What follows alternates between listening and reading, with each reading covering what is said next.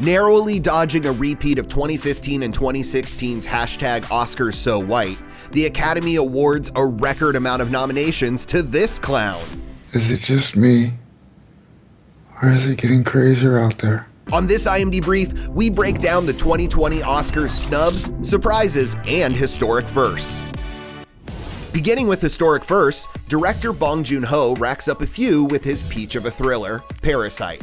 First South Korean film to be nominated for Best Picture and International Film ever, not to mention nods for Best Director, Best Screenplay, and Best Editing. 넌 이 좋은 실력으로 왜 미대는 맨날 떨어지냐? 나 죽을래. Joker also shocks the world once again, rising from a controversial opening amidst a summer of real-world violence to a $1 billion box office, the first R-rated film to ever do so, to the most Oscar nominations of the 2019 crop with 11. Well, if you say so, kid, Joker it is. It's good. Thanks, Murray. That's the first time a comic book film has ever pulled that off, and Joker is only the second to nab a Best Picture nomination after Black Panther in 2019. I lived my entire life waiting for this moment.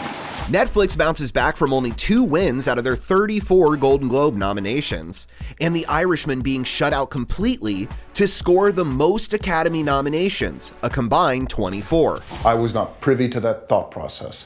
Including Best Documentary for American Factory and The Edge of Democracy, as well as Best Animated Feature for I Lost My Body and Klaus. Netflix rakes in 3 for The Two Popes, 6 for Marriage Story, and a whopping 10 for The Irishman.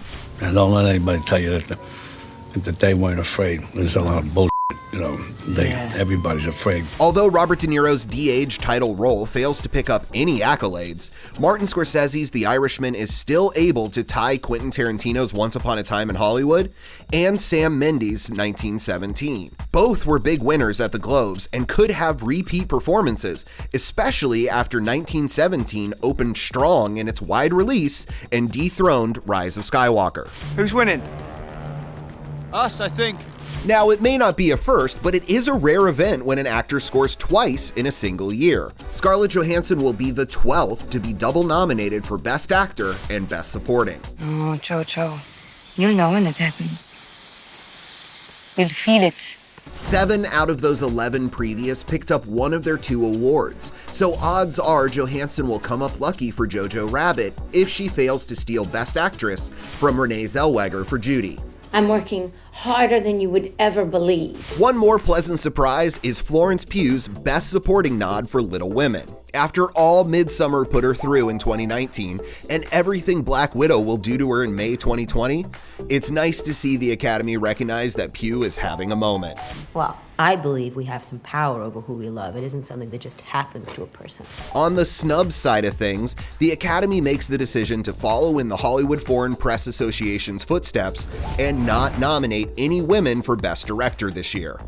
Although Greta Gerwig did receive a nod for Little Women's adapted screenplay, she, Lulu Wang, Marielle Heller, Melina Matsoukas, and all other women directors working in Hollywood are passed over for the award. Issa Rae, who read the noms with co-host John Cho, puts it simply. Congratulations to those men.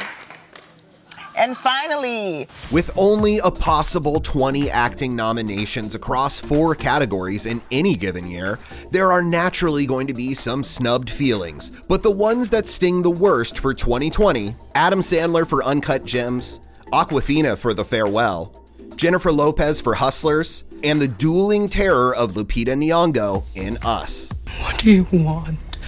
Oscar or not, that'll give us nightmares for years to come.